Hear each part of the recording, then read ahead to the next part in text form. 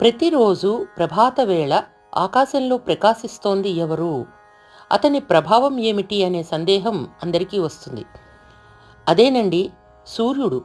విష్ణు తేజము, జాజ్వల్యమానమైన ప్రకాశము.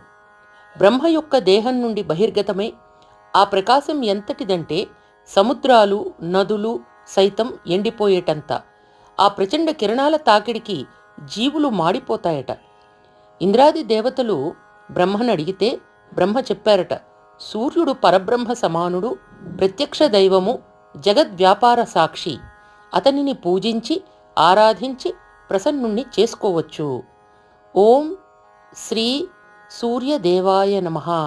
ఓం శ్రీ సూర్యదేవాయ నమః. ఓం నమో భగవతే వాసుదేవాయ. ఓం నమో భగవతే వాసుదేవాయ. మరిన్ని విశేషాలతో మళ్ళీ కలుసుకుందాం.